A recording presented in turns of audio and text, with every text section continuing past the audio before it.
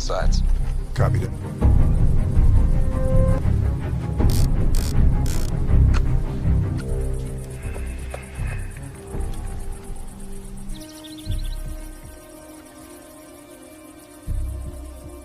Speed. 238 kilometers per hour, no. Wait. Civilian in play, I repeat, civilian in play. Confirm. Confirmed. Clear. Go to green.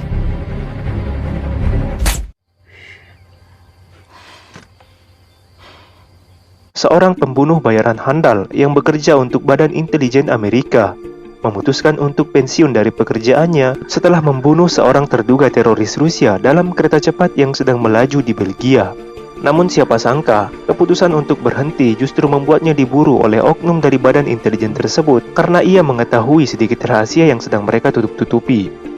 Terakhir, ia juga baru mengetahui bahwa 25 tahun silam, sebuah perusahaan paramiliter swasta yang juga bergerak di bidang teknologi molekuler telah mengembangkan klon dirinya untuk dilatih menjadi pembunuh bayaran yang ditugaskan untuk membunuh dirinya sendiri. Bagaimanakah perjuangan Will Smith dalam menghadapi pembunuh bayaran yang sedang mengintai dirinya sendiri? Inilah dia alur cerita film Gemini Man.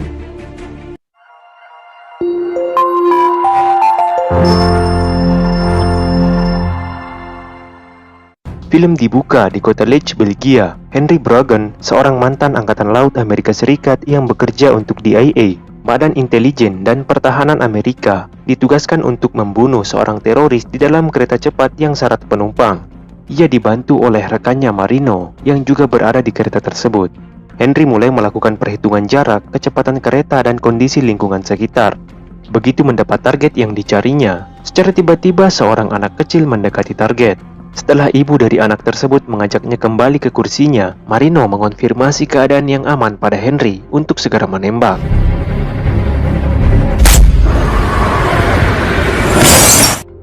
Tak disangka tembakan Henry berhasil mengenai target pada bagian leher. Hal itu dibuktikan Marino yang sempat merekam kondisi korban dan situasi kepanikan dalam kereta pasca penembakan. Henry meminta Marino untuk segera menghapus video tersebut. Marino mengaku kagum dengan Henry sebab hanya Henry yang mampu membunuh si target, setelah sebelumnya 4 orang pembunuh juga ditugaskan untuk membunuhnya.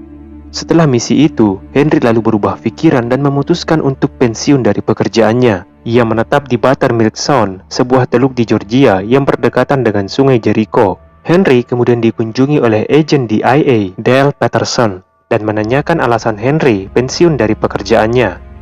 Henry lalu menjelaskan perasaannya yang tak tentram dan risau dengan 72 target yang telah dibunuhnya. Jiwanya terluka. Ia merasa sangat beruntung dengan tembakannya tempo hari, yang jika meleset sedikit saja, maka akan menewaskan anak kecil di sebelahnya. Suatu hari, Henry berencana untuk pergi memancing dan bertemu dengan seorang pegawai rental kapal yang bernama Denny. Ia mengaku sebagai calon mahasiswa S2 ilmu biologi laut. Ternyata niat Henry menyewa kapal bukanlah untuk memancing, tetapi untuk bertemu dengan sahabat lamanya yang bernama Jack. Jack lalu memberikan fakta yang mengejutkan Henry perihal Dormov, orang yang telah ditembaknya di kereta cepat dalam misi terakhirnya. Ternyata bukanlah seorang teroris seperti yang diketahuinya. Dormov adalah seorang ahli biologi molekuler. Seseorang telah memalsukan berkasnya. Tak diketahui apa motif dan siapa pelakunya. Jack mengaku mendapat informasi dari temannya yang berada di luar negeri. Ia berpesan pada Henry agar berhati-hati.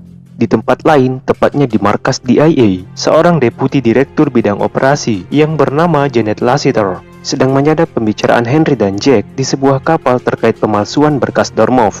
Disaksikan pula oleh Clay Ferris, pemilik organisasi paramiliter swasta yang bernama Gemini.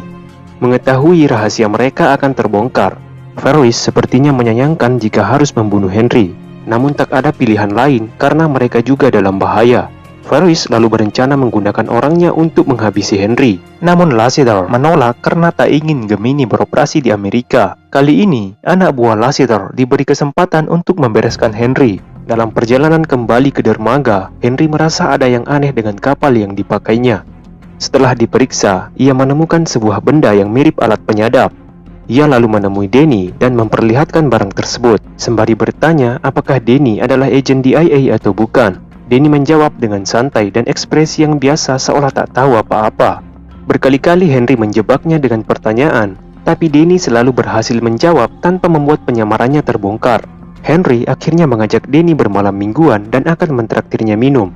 Mereka lalu bertemu di Velika Point dan Henry membawa seikat bunga. Ia lalu mengeluarkan selembar kertas yang berisi foto kartu identitas Denny sebagai anggota DIA. Denny terpaksa mengakui kalau penyamarannya telah terbongkar habis. Henry membeberkan semua perjalanan karir Denny hingga bergabung menjadi anggota DIA dan diutus untuk memata-matai dirinya. Sementara Denny hanya tersenyum-senyum dan tak mampu berkata banyak. Dalam perjalanan pulang, Denny mengatakan bahwa dirinya sudah barang tentu akan dipindah tugaskan setelah Henry mengetahui penyamarannya. Singkat cerita, saat sedang tertidur, Henry tiba-tiba terbangun karena mimpi buruk. Secara bersamaan, ponselnya juga menerima sinyal perimeter yang menandakan segerombolan pasukan telah mengintai rumahnya. Ia pun segera masuk ke ruang rahasia dan mencoba menghubungi Marino untuk segera berlari sejauh mungkin dari tempatnya. Henry melarang Marino menggunakan layanan elektronik seperti ATM dan ponsel. Belum selesai berbicara, seseorang tiba-tiba menyita ponsel Marino. Henry merasa Marino telah dihabisi oleh pasukan utusan DIA.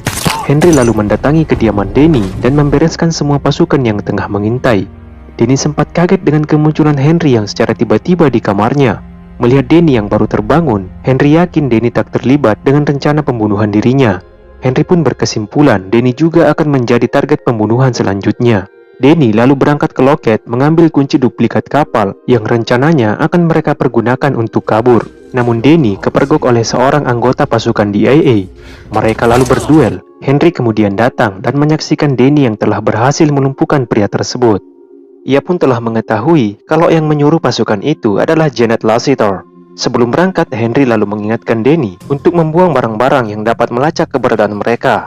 Ferris dan Lassiter bertemu kembali membicarakan kegagalan anak buah Lassiter membunuh Henry. Ferris berencana akan menggunakan Gemini untuk membereskan Henry dan membuat keadaan seolah-olah perbuatan itu dilakukan oleh orang Rusia. Mereka berdua lalu bersandar di sebuah pulau kecil dan menunggu sahabat Henry menjemputnya. Tak berselang lama berbincang-bincang, sahabat Henry yang bernama Baron benar-benar datang dengan pesawat mininya. Setelah Baron dan Denny saling berkenalan dan Henry memberitahu Jack yang kemungkinan telah mati, mereka pun segera bergegas meninggalkan pulau tersebut. Mereka bertiga lalu bersandar di sebuah tempat dan Henry menghubungi Dale Patterson. Ia kemudian menginterogasi Patterson yang kemungkinan terlibat juga dalam rencana pembunuhan dirinya. Patterson mengaku sama sekali tak terlibat, hanya saja ia tak memiliki kuasa untuk melawan, sebab katanya perintah datang langsung dari Inspektur Jenderal. Henry kembali menanyakan Dormov. Kali ini Dale mengakui bahwa dirinya lah yang telah memalsukan berkas Dormov agar Henry mau membunuhnya. Dale juga mengaku bahwa perintah pemalsuan berkas Dormov berasal dari Cleveris. Mereka lalu bergerak menuju Cartagena, Colombia, tepatnya di kediaman Baron. Henry lalu menceritakan lagi kekejaman Cleveris pada Denny dengan Gemininya yang telah berhasil melenyapkan 12 pangeran Arab. Ia juga menganggap Gemini sebagai tempat pembunuhan dan penyiksaan yang ilegal.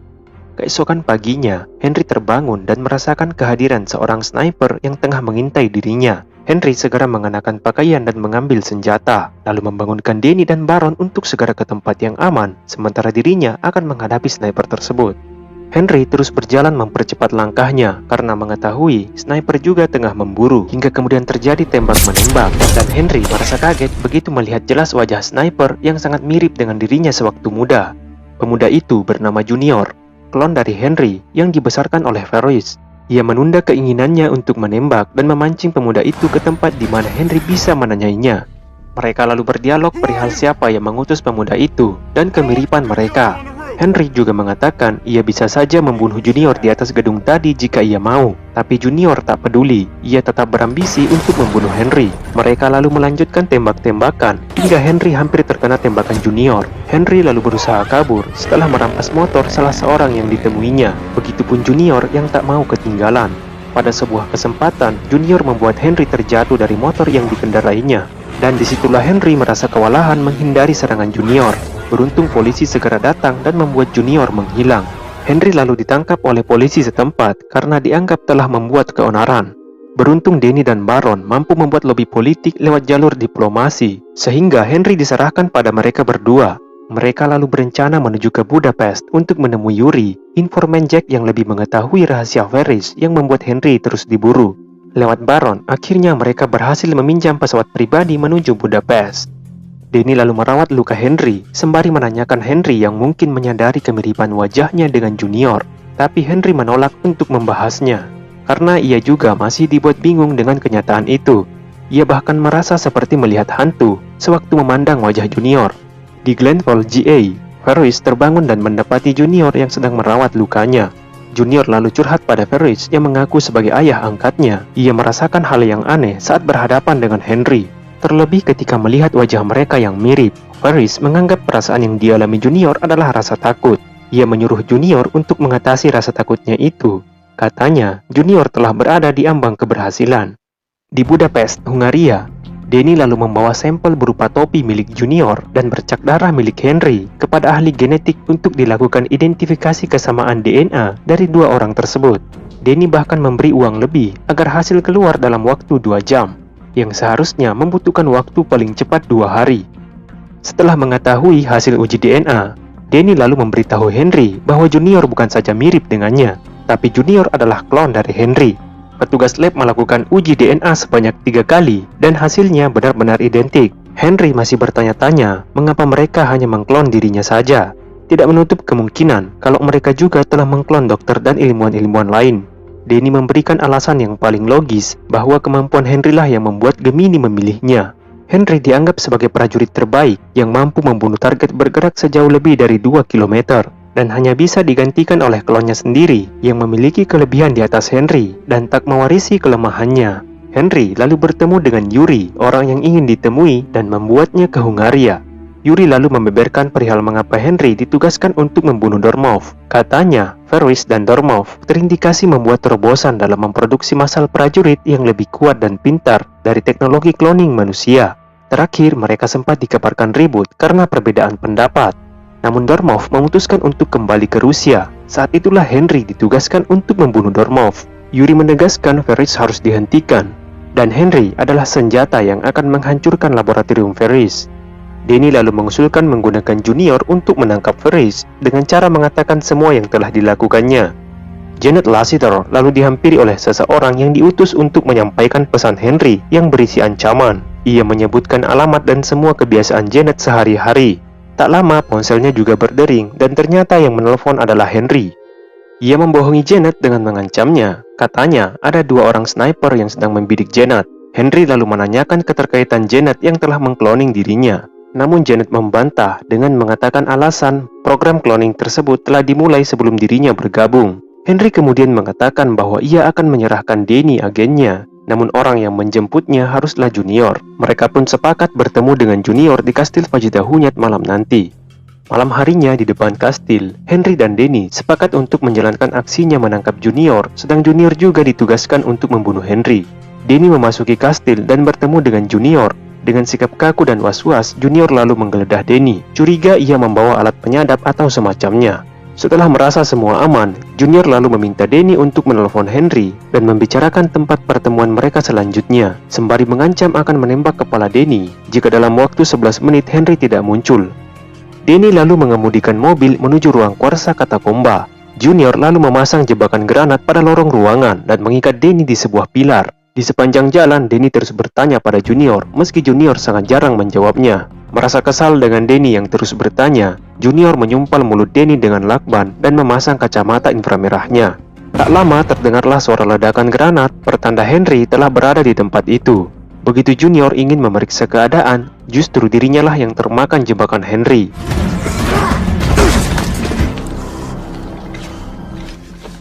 Setelah membuang semua senjata Junior, Henry lalu melepaskan ikatan Denny. Dan disitulah Junior baru tahu, rupanya dirinya telah kecolongan. Denny membawa alat penyadap di mulutnya. Karena itulah Henry tahu soal jebakan granat Junior. Henry kemudian menceritakan semua yang ia ketahui tentang Junior yang dilatih Ferris, yang latihannya sangat mirip dengan dirinya. Henry bahkan membongkar semua sifat, hobi, dan kebiasaan mereka yang sama, bahkan kelebihan dan kekurangan mereka. Henry menjelaskan mengapa Ferris memilih dirinya sebagai domba cloningnya, karena Ferris tahu tak ada lagi prajurit yang seperti Henry. Akan tetapi Junior masih saja tak mempercayai Henry. Hingga akhirnya dengan nada tinggi, Henry membentak Junior dan memberitahu bahwa 25 tahun yang lalu, Ferris mengambil darah Henry dan mengkloning Junior. Ferris selama ini telah membohongi Junior dengan mengatakan bahwa Junior adalah anak yatim piatu. Meski begitu, Junior masih bersikeras dengan pendiriannya. Ia tetap ingin membunuh Henry. Mereka pun akhirnya bertarung habis-habisan hingga senjata Henry terjatuh dan diambil oleh Danny. Tapi Henry melarang Danny untuk menembak Junior. Perkelahian terus berlanjut sampai mereka bersama-sama tercebur ke kolam. Danny melihat Henry dalam bahaya. Ia pun segera mengambil tindakan menembak lengan Junior. Junior kemudian kabur sembari berteriak kalau dirinya bukanlah Henry. Mereka lalu terbang lagi ke Georgia mencari Ferris. Di markas Gemini, Junior yang dalam keadaan bingung datang menghampiri Ferris menceritakan kembali momen saat Junior menginjak usia 12 tahun, tepatnya di hari ulang tahunnya. Padahal Ferris telah mengatakan bahwa Junior adalah anak yatim yang dipungutnya di stasiun damkar, dan sudah barang tentu Ferris tidak akan pernah tahu hari ulang tahun Junior. Hingga akhirnya Junior mengeluarkan kalimat bahwa Ferris dan ilmuwan lablah yang telah membuatnya, lalu kemudian dilatih untuk membunuh Henry. Ferris pun mengaku telah membohongi Junior selama ini. Ia lalu mencoba menghibur Junior dengan berkata bahwa Juniorlah yang terbaik. Junior memiliki semua kelebihan Henry, tapi tidak mewarisi kelemahannya. Sementara Henry, Danny dan Baron telah mendarat di Georgia. Mereka lalu masuk ke kawasan peternakan hendak mencari truk, namun dari balik persembunyian, Junior menembak Henry dengan racun lebah, hingga membuat Henry kesulitan bernapas. Junior lalu menyuntikkan penawarnya, yang membuat Henry kembali baikan. Ia lalu meminta izin untuk mengeluarkan sesuatu dari tubuh Henry. Junior lalu mencungkil alat pelacak yang ditanamkan pada bisep Henry 3 tahun yang lalu saat menjalani operasi. Rupanya, Junior telah balik berpihak pada mereka bertiga. Mereka lalu menuju ke markas Gemini untuk mencari Ferris. Di sepanjang perjalanan, Henry menceritakan kisah ibunya yang atas permintaan Junior. Saat mereka berhenti di lampu merah, Ferris tiba-tiba menelpon Junior dan menyuruhnya untuk lari meninggalkan mereka. Namun Junior tak menghiraukan Ferris. Saat Junior membelokkan mobilnya di persimpangan, sebuah pasukan tiba-tiba menembakkan misil ke arah mereka. Get out of the car! Go! Junior dan Henry selamat dari tembakan tersebut, tapi tidak dengan Baron. Junior lalu berlari mencari Ferris, sementara Henry dan Danny bersembunyi di balik tembok. Pasukan Ferris lalu memberondol mereka dengan senapan mesin berteknologi canggih yang meluluh lantakkan seisi bangunan. Junior kemudian berduel dengan ayah angkatnya. Henry lalu memberitahu Danny untuk menembak pasukan pada leher dan persendian, karena pada bagian tersebutlah celah dari baju anti peluru mereka. Perlawanan mereka tak sia-sia, karena banyak membunuh pasukan Ferris yang dibantu oleh FBI. Danny sempat tertembak pada bagian pahanya yang membuatnya kesulitan untuk berjalan. Saat Henry telah kehabisan peluru, sementara masih ada saja pasukan yang mengintai mereka, tak disangka Junior muncul dan menembak habis pasukan yang sedang mencari Henry. Ferris yang berpura-pura pingsan pun terbangun setelah melihat prajurit pembunuhnya.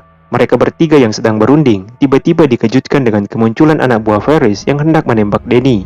Junior dan Henry pun bertarung melawan seorang prajurit Ferris yang tak kalah hebat. Ia seolah-olah tak mempan dengan peluru. Setelah Danny menembak tabung gas yang dilemparkan ke arahnya dan disusul dengan tembakan Junior yang bertubi-tubi, akhirnya anak buah Ferris pun tumbang. Henry lalu mencoba membuka topeng prajurit Ferris dan mereka pun terkejut setelah melihat wajahnya. Ternyata dia adalah klon dari Henry juga yang masih berusia belasan tahun. Dari belakang, Ferris lalu muncul dan menceritakan motifnya melakukan itu semua. Ia melihat aksi dan kehebatan Henry. Ferris mengharapkan versi sempurna dari Henry dengan mengklon Junior dan yang lainnya. Ia mengaku memiliki tujuan yang mulia, yaitu menggantikan prajurit yang kerap mengalami PTSD setelah perang, bahkan bunuh diri.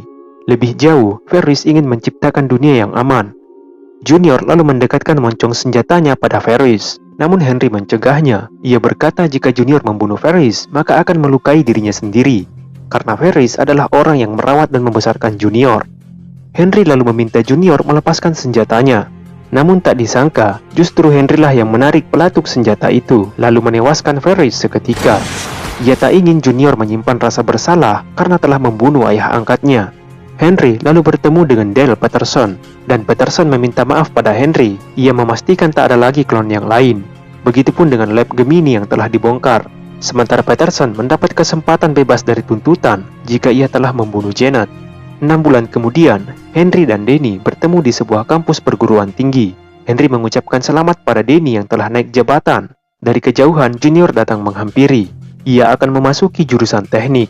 Henry membawakan paspor, SIM dan akta lahir untuk digunakan Junior.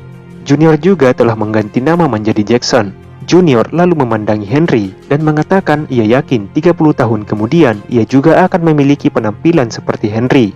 Mereka pun mencari tempat makan siang, dan sekian. Jangan lupa like, comment, and subscribe guys. Nantikan video kami selanjutnya. Thank you for watching and see you in the next video.